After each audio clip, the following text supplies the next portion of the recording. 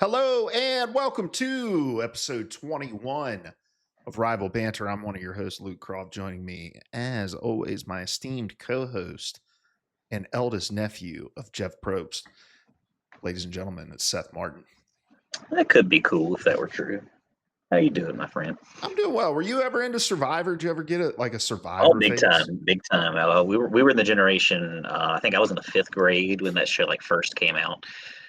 Maybe like fourth or something like that. But I actively remember watching it in the fifth grade. That might have been like season two. I got my parents to order me a buff, like like one of the tribal little kerchiefs or bandanas, whatever you want to call them. You can wear them all kinds of different ways. I had that thing. I think it was Marquesas Survivor Marquesas. Um, yeah. So I'm all about Jeff Probst. So I've been in and out over the years. Bridget was a big Survivor fan for a long, long time. She's kind of fallen off of it now, but I mean, it's quite a game. Your mic's acting a little funky right now, but it just got a little muffled. Yeah, we were a Big Brother household. Yeah, we did that too. Also, hell of a game. Yeah. I was watching when they told him about 9/11. You remember that? Oh God, you remember that? I do not remember that. No. Oh man, it's kind of ringing a bell now that you mention it. But they were because they were in the house when 9/11 happened, and they it's like legit. They don't have contact to the outside world. There are no TVs or anything like that. They brought them out and told them about 9/11. And they aired that. And they showed it to the world. Yeah. Whatever puts the asses in the seats. Is that what you said? That's what I say. I'll have to look that clip up. That sounds fascinating. Yeah. So, anyway, yeah, I never really got into Survivor, but when I was working at GG, there was one of the OG pro Smash players, this guy named Ken, and he was a Marth player, one of the guys who revolutionized playing Marth in the pro scene. And he was a contestant on one of the seasons of Survivor. Oh wow. And so I've always wanted to kind of go back and watch his season. What season was he on? Ken Smash Survivor. What season was he? He was. I can only imagine what's going to come up with you Googling those three words. Hey, what I wanted came up. All right. He was on. Oh, shit. I mean, this is the page where he was on Survivor Gabon. Yeah, I think that was in my some of my off time from Survivor. There've been like 40 seasons of that. Oh shit, that was season 17, and that was back in 2008. Yeah, that's what I'm saying. That's crazy. Yeah, it's still going, right? They still do a season every year? One or two, yeah. I think some years. I don't know if it's every year. Some years I think they do 2 seasons, if not all years. Damn. Would you ever do Survivor? No, hell no. Yeah. Well, actually, I feel like it's easier. I could be totally wrong. I feel like it's easier to do now in this day and age than it was when we were first watching it way back when. Because I feel like they've progressively kind of slacked on what they have the survivors do. I don't know. I remember them eating all kinds of weird stuff, and I feel like those challenges they might still happen a little bit here and there, but it's not as intense as it used to be. And I know that's the thing that old people say, things always get easier and people get more coddled. But I vividly remember comparing what I remembered from when I was a kid to what I in the most recent seasons that I've watched, comparing and contrasting what I remembered happening then versus what's happening more so now. It's light work compared to what it used to be. I remember a guy got his hands burned in a fire, the skin was melting off his hands, and they pretty much showed it on TV. That was season 3 or so. I was like, my God, I don't think that happens. I think they've got a lot more safety going on out there in the jungles with them than maybe they let on. But I don't know. But it's still not for me. Too many bugs. Yeah, honestly, dude, the early 2000s, reality TV was wild. The shit that people were doing. I mean, that was they were still figuring Fear Factor. The Mole, The Amazing Race had just started. There was that clip of that girl almost blowing her face off with the watermelon on The Amazing Race. even Fear Factor, when Joe Rogan was doing it, at the beginning, it was just nuts. The stuff that they would have people do. And then if you watch it when Ludacris did it years later, or like tried to bring it back or whatever, I that didn't was a even very know different. Ludacris did Yeah, it. it was a very different show though. Like just it's again light work compared to what it started off as. They just kind of did whatever they wanted to on reality TV. I feel like way back when. Yeah, well, yeah, there's not much reality TV I would be interested in going on and doing. Probably, I mean, Jeopardy, is that reality TV? Um, it's a That's a game different show. category. Yeah. All right, guys. Well, this is Rival Banter. We get together every week and we talk about Jeff Probst and all the, all the reality TV shows that we want to be on. But then we talk about all things Marvel Rivals, and we push it out on podcast services everywhere and on YouTube over on Wednesdays. And you can follow us, like us, subscribe, all that stuff. You can also follow us on social media on Instagram and TikTok at Rival Banter. And we post all kinds of clips over there that you can respond to. And you can be included in this next section of the episode, which is where we respond to your comments that you left for us. And we're going to jump into those right now.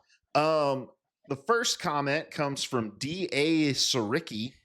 I Who think it's Das Ricky, but I'm not. I could be Das wrong. Like Das Ricky. that is Ricky, but I could be reading it all wrong. Gotcha. Yours makes more sense. He was replying to us talking about the new ranked rewards for people in Platinum and Diamond. And he said, sometimes your best isn't good enough, and that's okay too. You shouldn't be rewarded for it. With 3 crying, laughing emojis. He really put himself on the floor with his own joke there.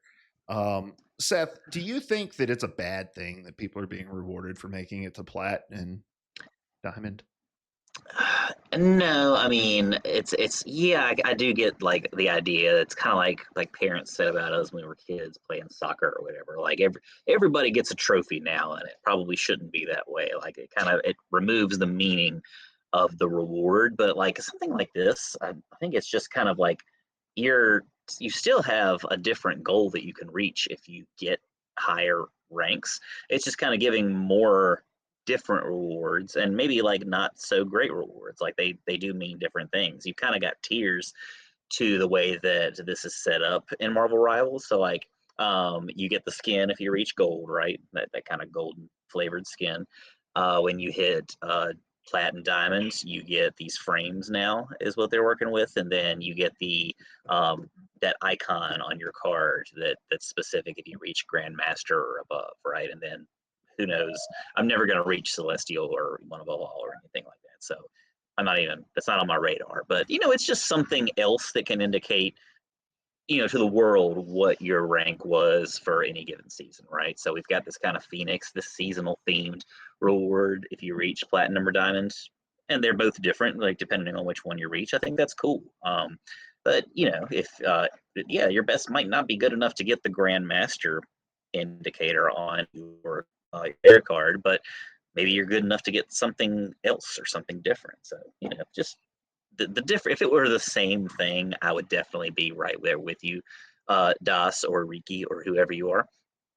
But I'm kind of cool with the way that it is right now. Just kind of something else.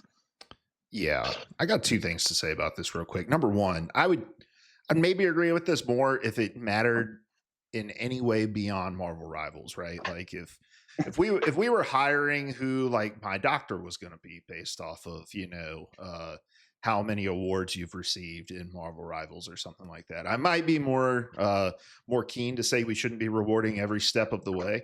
But the other thing is that these rewards are not meant to distinguish players. Like in your mind, sure they are, but like when developers put rewards like this in the game, it's being done to incentivize players to continue to play the game to try to reach meaningful milestones for themselves. So you gotta give them that carrot, the little rabbit on the trail to chase after, right? So it's like, look, it's not about rewarding people for how good they are at whatever. It's about giving people who are in plat and diamond and are probably always going to be in plat and diamond, people like me, that thing that's like, okay, well, I get a reward at gold.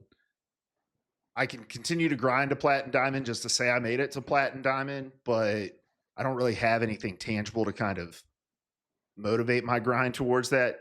Filling in that gap just gives you that carrot on the stick to chase after.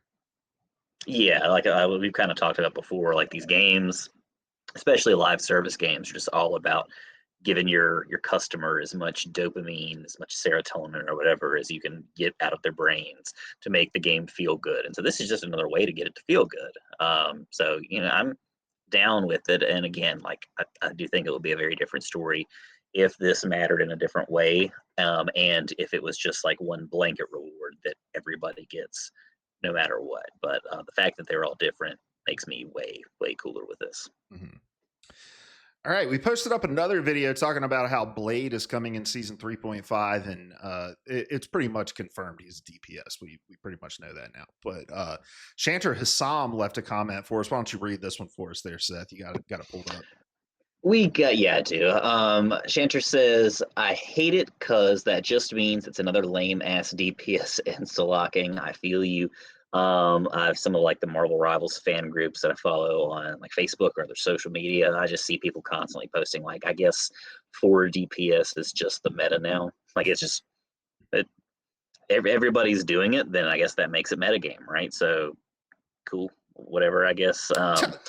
Tell, tell me more about these Facebook Marvel Rivals groups. What are You they just like? look up like well, I don't actively involve myself in a lot of them, but like as I'm scrolling, I just get kind of bits and pieces here and there. So like just some of the things that I see are like that. Of course, there are always comments about somebody's butt or whatever. We'll talk about some butts and dongs today a little bit later Amen, in the brother. episode, I'm sure. But yeah, I mean, just more DPS. I'm real still holding out hope that it's not really true that he is a tank or I can't imagine he'd be a support character by any means.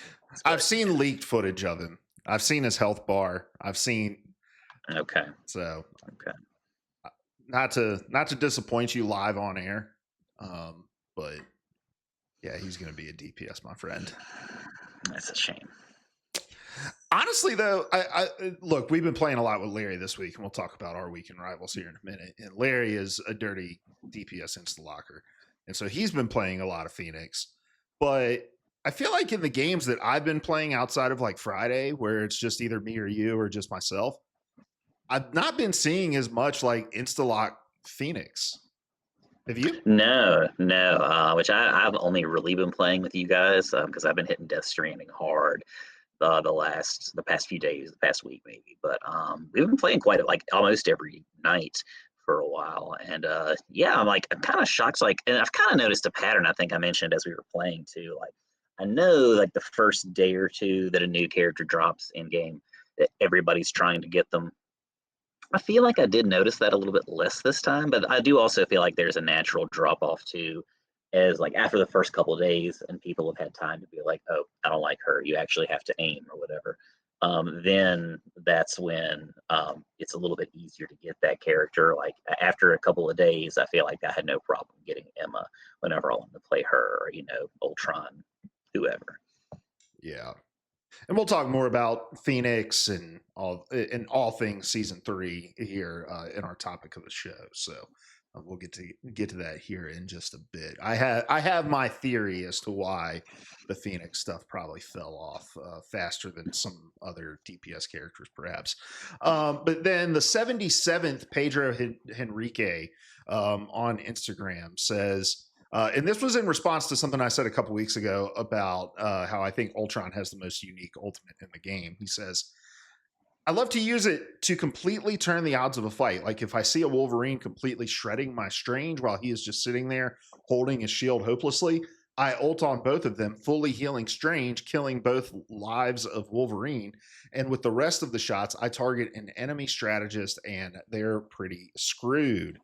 Seth, you've been playing a lot more Ultron over the last week. And how do you find yourself using his ult most often now? Because his ult, again, like it's unique, but it's also weird because like I feel like it takes a long time to kind of deploy once you hit the button, so you can't really use it Mhm. reactionarily and stuff. Like, how are you Yeah, using it? you kinda. Well, I'm still kind of getting the hang of him myself. I've decided he's going to be my next strategist lord that I'm working on. I've got Jeff, I've got Mantis, I've got Cloak and Dagger. For Ultron, yeah, like if you react, you're probably going to die before you actually get to pop that ult off, and you're going to lose it. So you kind of want to go into it with a game plan. I kind of like to look at it like I'm like when I'm using that ult, I'm trying to look for angles like I look at with Jeff all the time.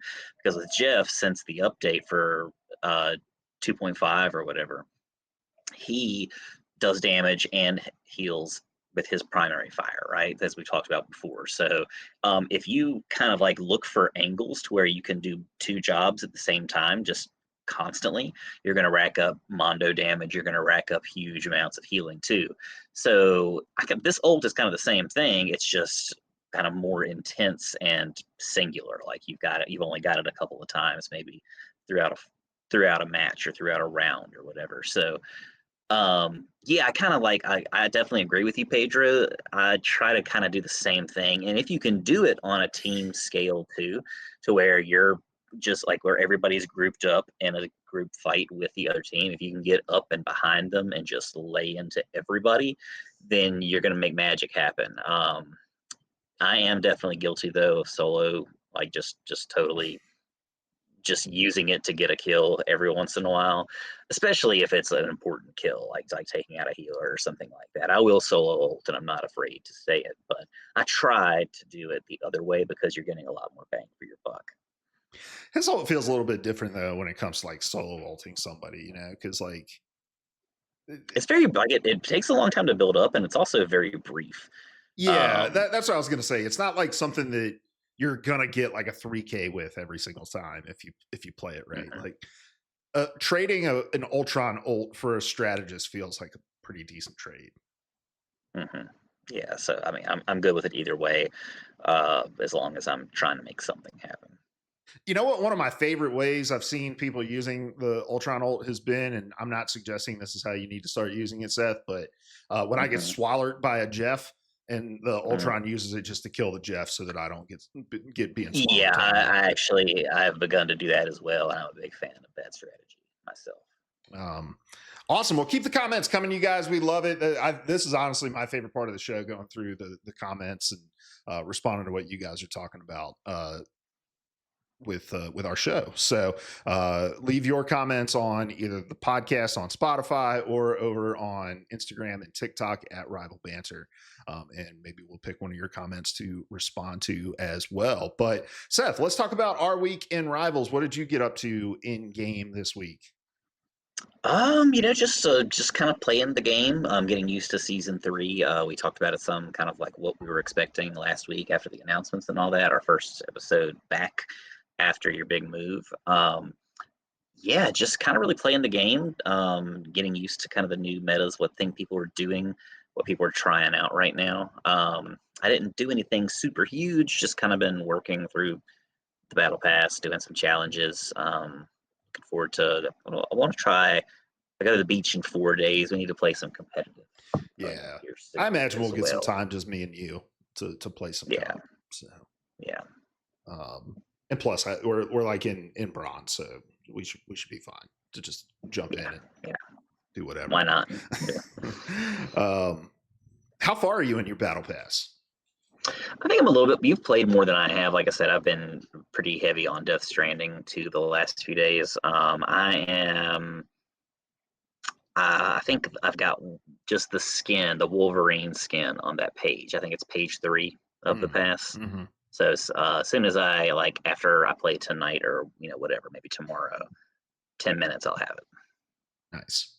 Yeah, I think I've unlocked all those pages up through the Wolverine skin. So we'll talk more about kind of the new challenge system and stuff like that in our season 3 reactions. But yeah, I've played a ton of time in season 3 already just to kind of get a feel for it.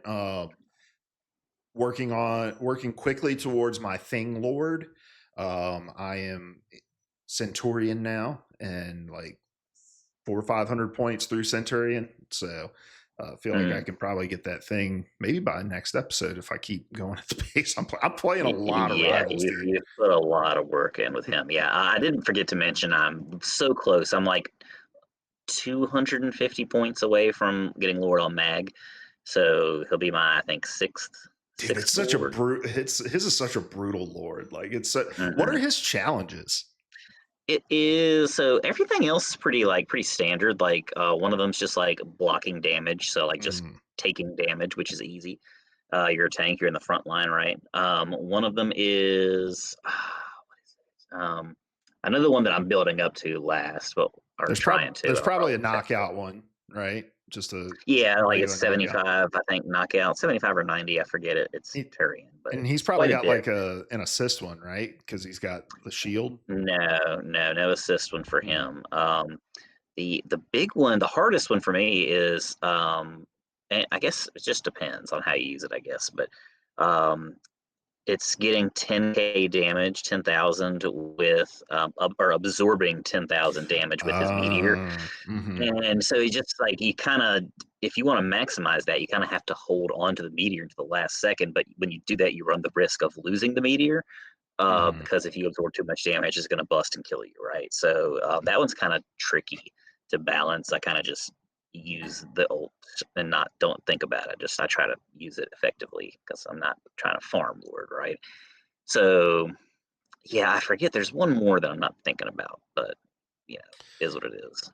Yeah, I because I've played a lot of Mag, and I don't even think I'm Centurion yet on him. Like, It took me a long time.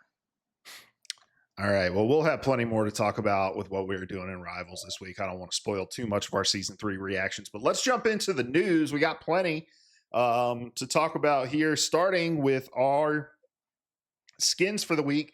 We've got apparently my hold on one second. Let me see if I can fix this on the fly.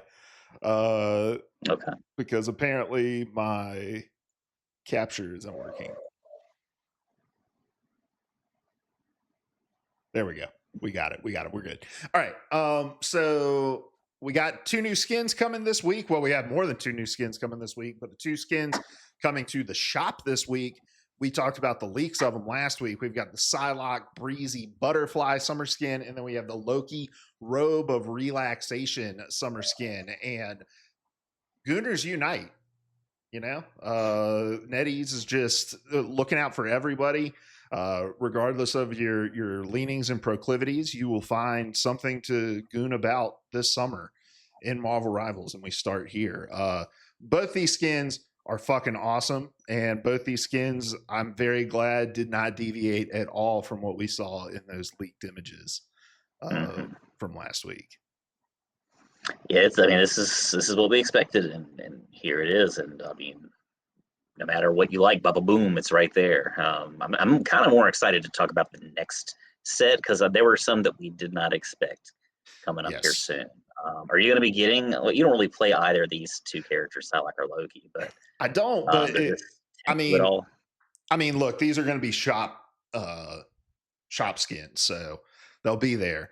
And I know I eventually want to pick up Loki because I want to lord every tank and every strategist or whatever. But so the when I do start playing Loki, this will be the skin that I get, And it reminds me, this will be the second episode of Rival Banter where we talk about that photo shoot of Walter Goggins on the Santa Monica Pier in the banana hammock, and that's what Loki's giving in this outfit with the robe. He's got the alligator Loki vibe with the thing going around his neck. I think even his staff has the alligator on it. He's got the alligator loafers in the full view of the skin as well. I don't know, the skin's just really really cool, but yeah, Stylish. NetEase is going all out for the summer, as we're For going to sure. see in this next story, which is that the summer special event is dropping on July 17th and is going to feature a few skins. And I've got the trailer pulled up here, and I'm just going to let this play. But we talked about the Thor skin and we talked about the Luna skin, but one thing we did not talk about is the Thang skin. Hey, we did, and that thing, my God. Well, I'm watching it right here, and you're probably right ahead of me. First off, Luna, like I think I mentioned her specifically in the out of those leaked skins last week. Like people are gonna freak out about her and that hind end. But Yeah. in this trailer, my God, like she's and I'm not trying to go down a route here, but like when she's lying on the surfboard in Uh-huh. the ocean, like you just see it, man. And so like you mentioned, like Owners Unite, they're gonna like I'm gonna see like thumbnails of this donk on on those Marvel Rivals fan pages here in the next few weeks. Like I'm fully expecting it. Uh, NetEase knows exactly what they're doing with these they trailers. they know what the people want. I was shocked by the thing though. Like as we get a little bit further on. You have Um, perfect timing, by the way, because we just got to the yeah, thing. awesome, awesome. Like I'm glad that they didn't leak him because I was like I had to do a double take for a second. I was like, that just looks like every other thing skin. Wait a second, and then you kind of notice that like some of the shorts are missing. It's just kind of a little more angular Yeah, going on down there. I haven't seen the full render yet of it, and he doesn't turn around in the trailer. Um, everyone, in the comments, obviously, uh, leaning into the thong meme for the thing. Uh, I don't know. Do you think have they shown the back of this skin yet? Do you think I have that not. NetEase would I go haven't that seen it. far? I haven't seen anything so far. I mean, I don't see why not. Which I'm pretty progressive when it comes to the body and how it's shown or whatever. But um, I like it's just a bunch of rocks, like it's in the shape of a butt. It's like, isn't that different enough for the people at home, like for the children to see just rock butt? It's funny. Like it's just a big orange rock took us. Like why the hell not? I don't know. Like I'm holding out hope for the thing thong. Who knows? But we shall see. I'm just scrolling through these comments. They're absolutely fucking ridiculous, dude. I'm The sure. reaction gifs, the just everything. It's so good. And I think this is NetEase gets a lot right with this game, and I think one of the main things that they really get right is just leaning into the memes and in the community and laughing along with us. They don't take this game too terribly seriously, and it makes events like this all that much more fun to get behind. And as soon as the special event drops, it looks very similar to what was the Magneto skin event called, the Cerebro something. It's whatever it was. Yeah, it's Yeah, hard. I can't keep track of them. it looks very similar to that, right? You kind of progress through a multi-page like mini battle pass kind of in order to unlock these things. And the second that it drops and I log on to Marvel Rivals, I'm going to purchase this Yeah, shit. yeah. I don't think anything, unless it were just like exorbitantly priced. I do not think there's anything that's going to hold me back from any of these passes, really. Right? Like as long as there's some value to be had, I'm going for it. Yeah. And this is all part of the season 3.0 roadmap that NetEase dropped right after the season 3 announcements last week. So this was after we had recorded and everything like that. I'm getting it pulled up over here on my side, but obviously we got the new hero, new map, new battle pass, the new event with the symbiote storm skin. We got the reveal of the summer party coming on July. Well, this is 18th, but it's July 17th. And then we also have on July 25th the Marvel Studios Fantastic Four First Step skin. So the thing getting yet another skin that I'm going to want because I love these I skins. like I like those a lot. Yeah, I'm really looking forward to this movie just in general, but these skins are just something else. We're gonna get a special team up apparently with the Thing and Human Torch.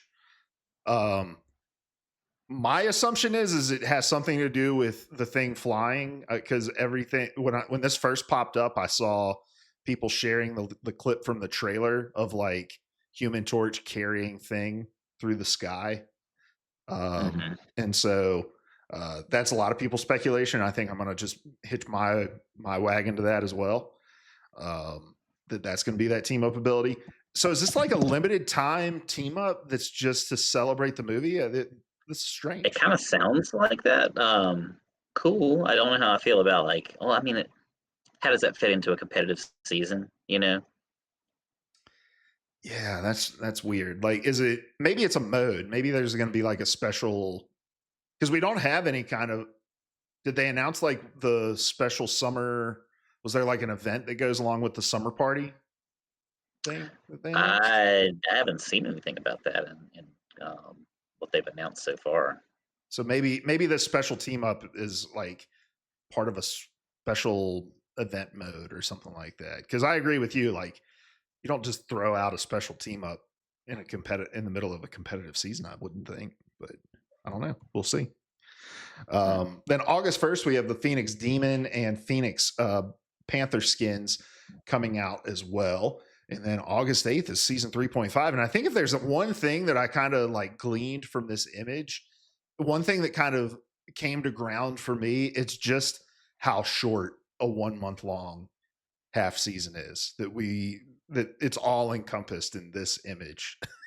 Hmm.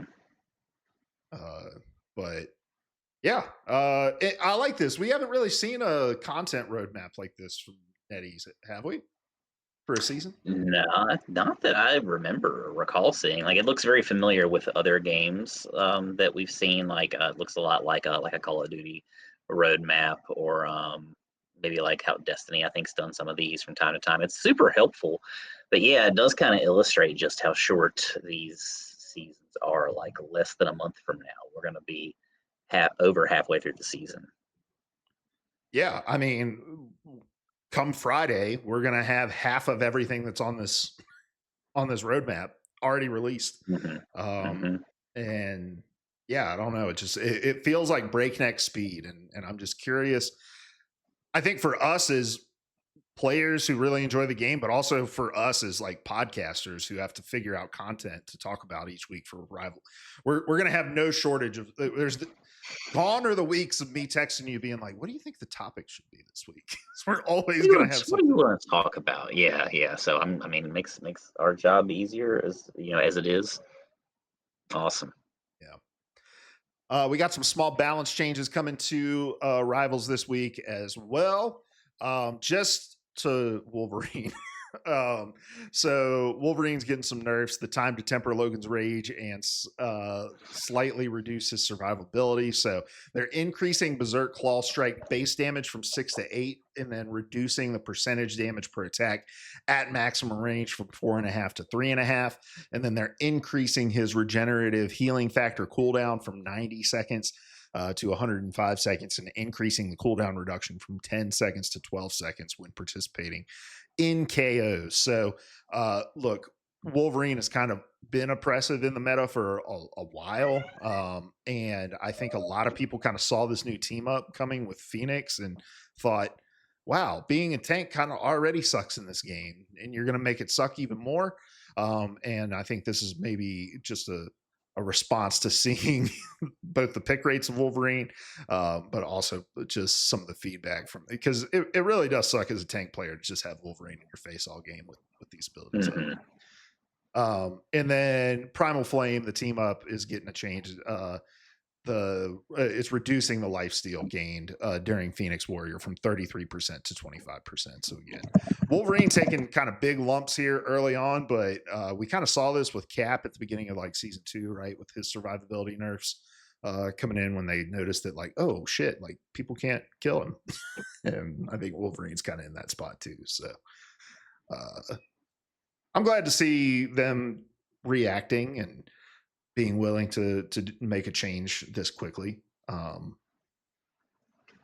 Yeah. Any thoughts on that, Seth? No, no. I mean, I'm all on board as a primarily a tank player here lately. Yeah, this is definitely welcome. You can make it work against a Wolverine, but you got to have people on your side. You've got to have a buddy. Yeah, this is kind of overdue, I think, especially. Um, then it's right on time. Like, we haven't had a lot of time to get used to him being even more oppressive. So it seems like they're reacting to, again, player feedback, kind of like player expectations too. Yeah.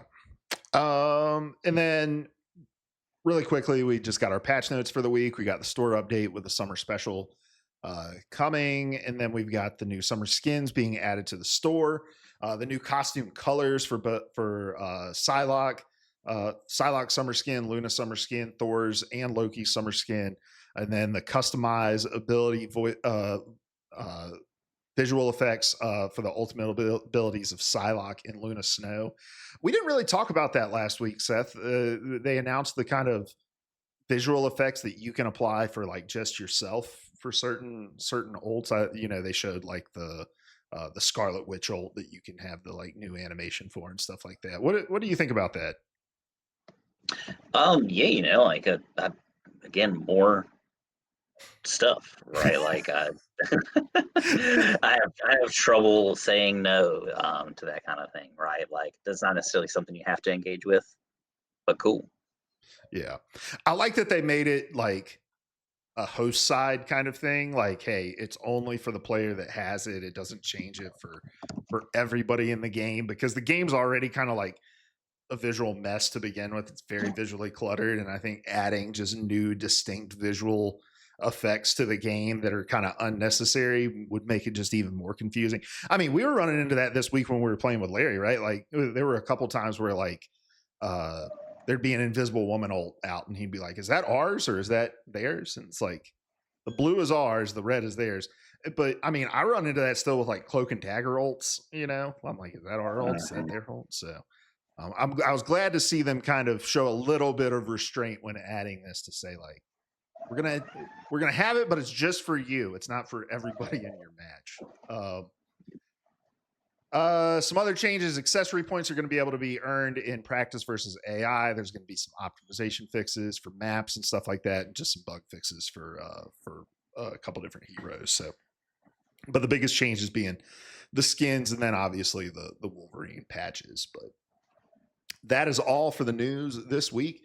Nothing really in terms of the leak department here. I saw a few like short clips of some like gameplay for Blade, which is why I know he's in DPS and said Seth earlier in the show, but nothing else on the leak front. So let's jump into our topic, Seth, and we have plenty to talk about because it's season 3 and we finally got our hands on it and we played many hours of it. And let's start with Phoenix. Did you get to play Phoenix at all?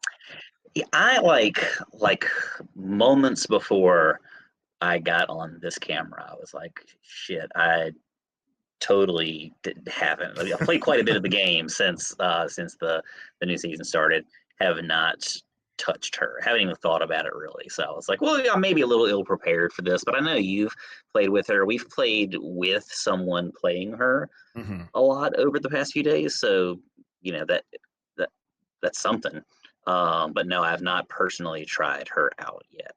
What did you think about her in the couple games that you tried?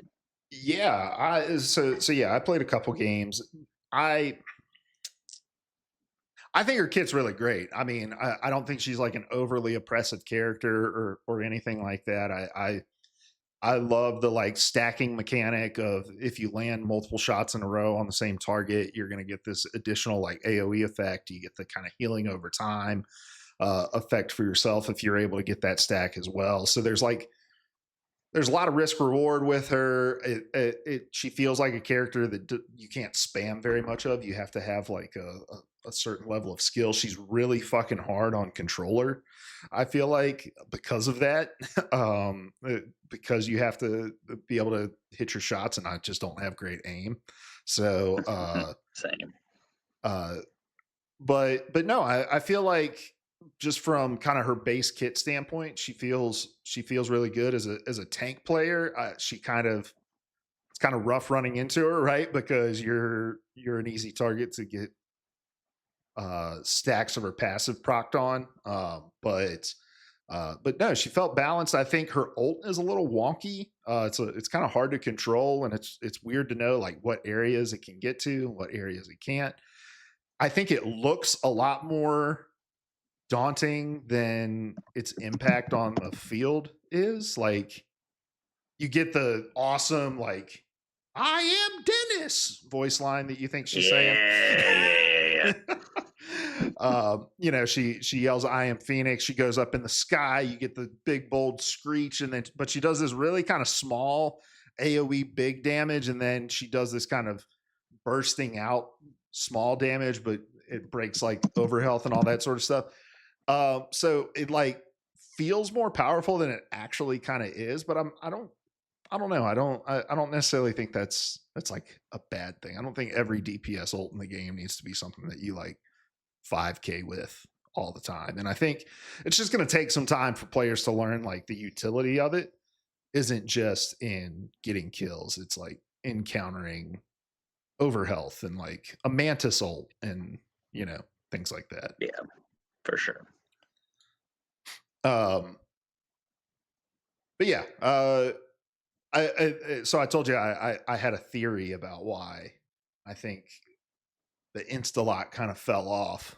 um and I think Quickly. it is because she's a little bit more like aim based than some of the other new characters that we've gotten over the last few seasons, right? And I think she's really hard to kind of pop off with, and so you play a few games with her, you realize, oh, I'm not hitting my shots with her, so I'm just going to give that to somebody else, And so I think she appeals to a certain kind of play style that is really, I mean, Larry's like the perfect kind of player to play a character like Phoenix, but she's definitely not a character for everybody. And I think her kit is, it's not necessarily confusing. There's just a lot kind of to it, and you have to be consistently good with her to get the most value out of her. Yeah, that's where I kind of like I just have not been incentivized to because I know that I'm just not, I ain't it. Yeah, me either, my friend. That's why I was like, I'm gonna put in my time to just get some thoughts, and then I'm gonna go back to my brain dead tank player and just punch with the thing. Hmm, hmm. Then we've got Klyntar, Celestial Husk, the new domination map, Seth. I am torn. Like I've just had a really hard time adjusting to this map. I've not been very successful, or we haven't been very successful in the matches we've played together. It's just kind of so hard to do stuff. Everything like the points are so enclosed. At least two out of the three of them are right. Even I would argue probably the kind of all three are in some way or another. It's very hard to get like a clear, clean angle on like your whole team, unless you're just being very coordinated and sticking very close together. So like when I'm playing heals, I have a hard time, healing effectively. I haven't quite figured it out yet. Ultron's been kind of the easiest way I've found to do that because he can fly and get around. Maybe find an angle by being kind of up and out of a lot of players' sight lines. Um, but yeah, like I just there's so much going on. It's so hard. Like there's so many obstacles on these maps, Yeah. and I'm not saying it's bad. I just it's very different. It's kind of got a different feel to play than any other map that I've seen so far.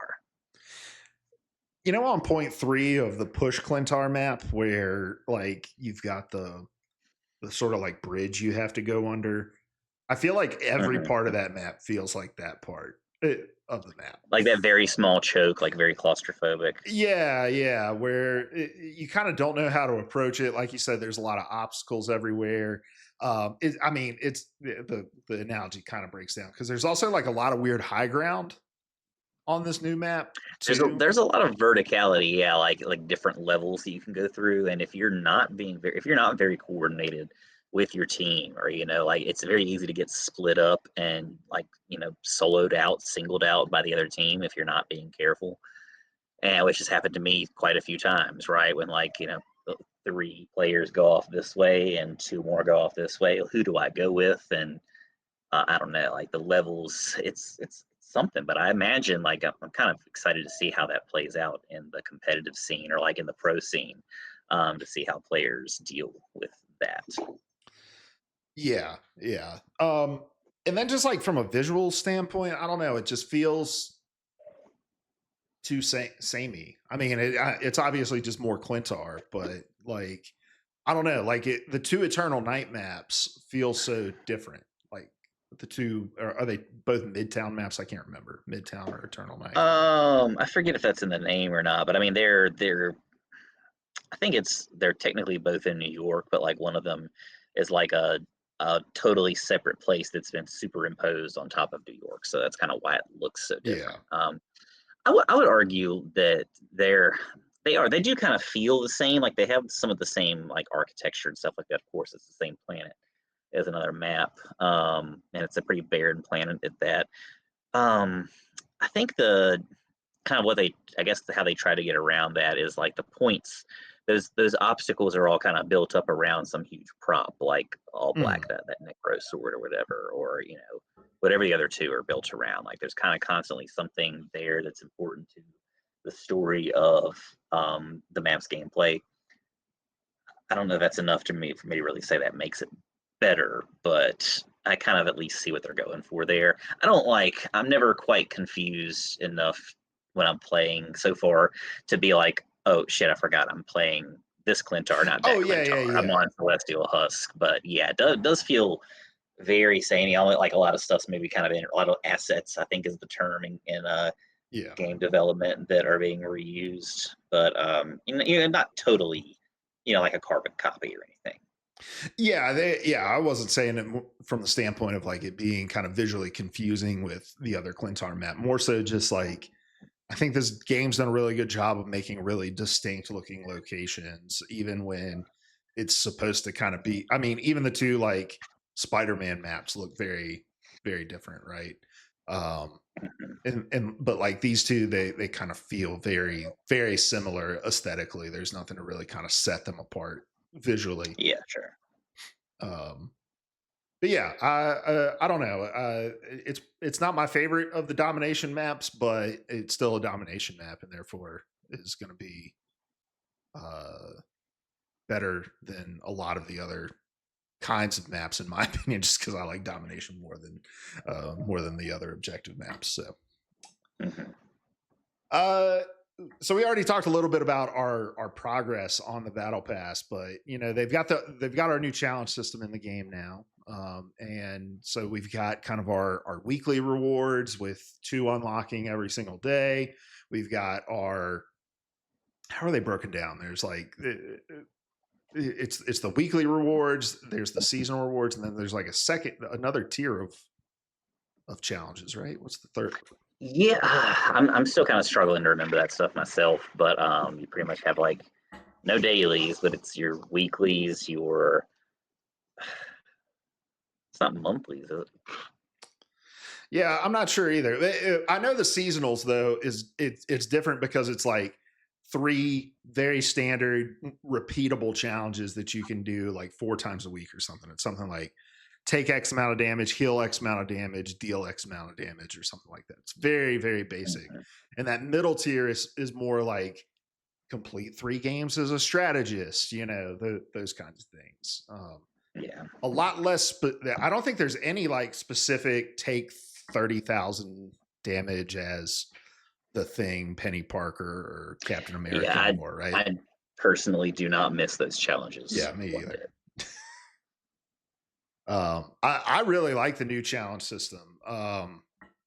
Now I do kind of miss the dailies. I think like I Kind of an extra little incentive to I know like I've seen some people congratulating like or cheering like no more grind and like I like a little grind like those dailies are just worth what like 30 yeah something like 30, yeah, something like 20 or that. 30 coins or something like that. So Yeah, and so it's nothing huge, but it's enough to incentivize you to kind of touch base every day. Like I would not be shocked if those came back eventually, or if this change kind of results in a small drop off, if nothing else, in kind of the daily engagement rate of some players. So I miss them. I hope that those do come back in some way. But I do really like what they've done to change up how these challenges feel and how they work. yeah, and you're not having to like re-roll challenges because it's like characters that you don't play and stuff like that. It also Get just five feels health like packs or yeah, I was a little worried about like progressing through the battle pass fast enough. But now I have like zero concerns about that. Like I said, I'm like already 3 pages deep. It's been less than less than a week, and we've got I got to remember too, like this battle pass lasts not just this half season; it's all of season 3, right? So I've got 7 more weeks to, or not 7, yeah, 7 more weeks to finish this. So plenty of time. Plenty. Uh, and then kind of in that similar vein, they've got the post match screen that kind of shows you your progress on all these things, right? So you can see your challenge progress. You can see how much of the chrono currency that you've unlocked. You can see what's available to unlock on like your Milano repair logs challenges and stuff like that. You can see your Lord progress. You can see your. Do you even get anything for like your player level? Like I'm level like I don't even know, like 67 or something like that. Do you get anything? I have no idea. I've seen very few people that are far above where we are. Like I think I've seen one guy that was like 75 or something like that. And you're like, that is a Um, professional streamer. That guy just yeah, streams. that person's just been going hard at it the whole time. So um, cool. Yeah. That's all I got. Yeah, no, I like it. I think it's a nice little quality of life change. I saw somebody post this, and I was interested in your thoughts. Just saying, like they kind of thought the end game, like what's the word I'm looking? The end game flow was kind of getting a little bulky, where you've got like you can't skip the MVP animation. Now you've got like these 3 kind of progress menus that you've got to go through. And then you get to like where it shows you kind of those other progress bars. And then you get the scoreboard and stuff like that. Whereas like in Mhm. Overwatch, as soon as the match is over, you can just like back out and it's fine. Like you don't get Yeah. penalized or anything like that. And I was like, I hadn't really thought about it, but I have watched the same MVP animations over and over and over again now for the last like 8 months.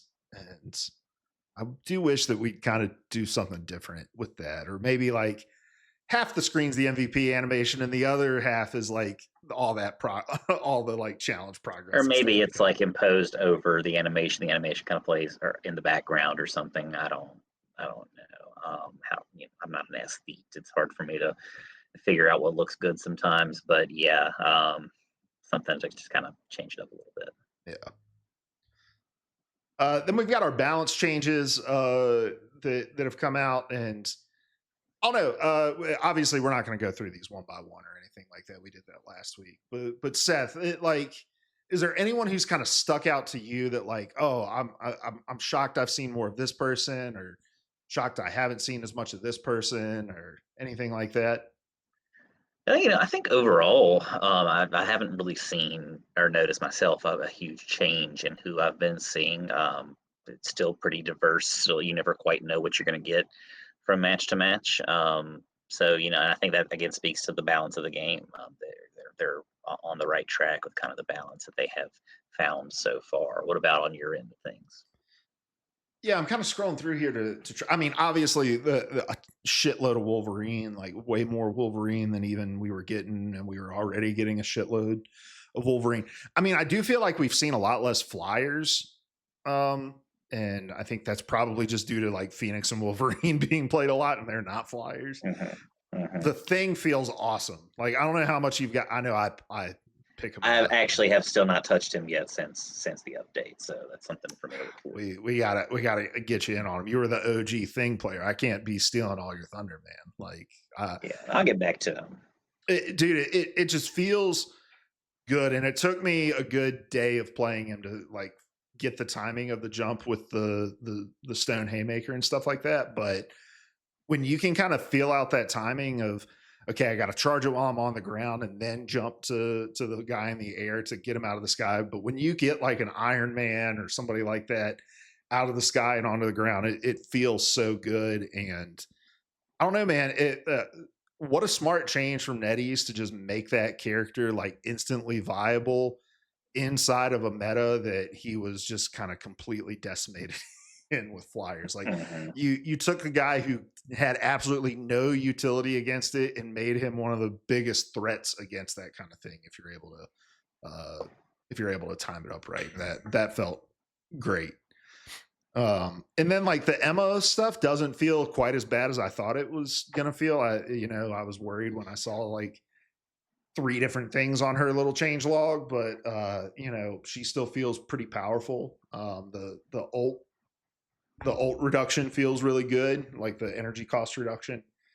Um, but yeah, and I don't know if this is mostly because we're playing with Larry and he like insta locks DPS, and we're probably just queuing with a lot of other insta lock DPSers, but I do feel like we've been playing a lot more like 3-4 DPS games. Yeah, and so again, is that just kind of a thing now, or is it just kind of more so like we've got more people wanting to try Jean Grey, had tried to play Phoenix? It's hard. It's early. It's hard to say for right now, but I'm hoping that people get over that pretty quickly. For a good while there, we were getting great setups, even in quick play, especially in quick play, more so than competitive, where we're getting those 2-2-2 comps. And so I hope that comes back around here soon. Maybe people get it out of their system, but who's to say? That's kind of why I like to hold off of competitive. It's just one of the many reasons until that meta kind of sinks in and people get a feel for what they want to do in the game. Yeah, yeah. Maybe it's like just people kind of logging on in the mindset that they're going to play DPS, and even if they don't get it, I think a lot of it is just I want to play Phoenix, and if I don't get it, I'm going to throw like Hmm. kind of that shit. I can. I mean, I start throwing when the rest of the team starts throwing, so I'm no better. But uh, but no, like the the the change log, and we talked about this last week. Like I thought it was interesting because they didn't do anything like dramatic with the balance changes. I mean, if compare this change log to like season 2.5 or the season 2 change log, I mean, they touched almost every single character in those balance changes, and in this one they touched less than half of the cast, and but it's still like the changes still feel impactful. I am interested to see on Thursday like the first rival fight night come around and see kind of how season 3 pro meta is turning out and stuff like that. Really interesting. I think Thing is going to be like either he's going to be 100% present either as a ban or people playing him or whatever. Like I think we're going to see a ton of him, but yeah, it'll be interesting to see how it plays out. Yeah. um Where would you kind of rank season 3 on your list of seasons so far? Very Like early. very early on, very still kind of hard to tell. So jury's very much still out. Um, I don't. I mean, I feel really good about it so far. Again, it's kind of hard to speak about it this early, but I think definitely higher than season 1.5. That kind of 2.5. I think 2 is still kind of a high for me right now, but I don't know. Like this is definitely my favorite battle pass so far. I like the way the challenges work out the most so far. As soon as we can kind of figure out the meta to this go round a little bit more, I think I'll probably be able to tell or speak on that a little bit more next week as we get on there. Yeah. Yeah, I probably agree with a lot of your assessment. Like I think season 2 was probably was a good point for me. Season 2.5 really is where it really got its hooks back in me, but this Hmm. feels good. I mean, I think with maybe a better map it would feel even better. Like I like Duraco and Krakoa better than I do this new Klyntar map, and obviously Emma Frost is a better new character than like Phoenix is for me. But I think from just a quality of life standpoint, with a lot of these changes, the new challenge system, the new like post match screen, the new battle pass and the way that it works and stuff like that, the new accessory stuff, like just all the Hmm. new stuff to chase after. Yeah, I think that kind of starts to push it over the edge too. So it feels Yeah, good. I'm in love with that post match screen. Just like getting your Lord progress without having to back out, Yeah. all that stuff. It's super helpful. So keep it up. Did you get Lord when you got your Lord Jeff before season 3, right? Yeah, yeah, that was before. So it took me a few games to like realize that that was a thing, and then I think you mentioned it, and I was like, really? I haven't seen that. And then of course, as soon as I made progress on a character's proficiency, that's when I noticed it. So yeah. I'm interested if it does anything when you get lured and that bar fills up. Like, does it show you If that what you unlock there? Or? we play tonight, we may very well find out. Either me or Larry were hitting lured on somebody. Nice. All right, man. Well, let us know your thoughts on season 3 in the comments. Interested to know what you guys are thinking as well. I'm sure we'll do some kind of tier list here in the next couple weeks before season 3.5 comes out. But Seth, what are you going to get up to in game this week? You only got 4 days before you go off to the beach and leave us forever. Yeah, I don't know. Just kind of more the same. I do want to get some competitive time in with you. I'll probably play a little bit. I'm definitely not going to be grinding it solo or anything like that.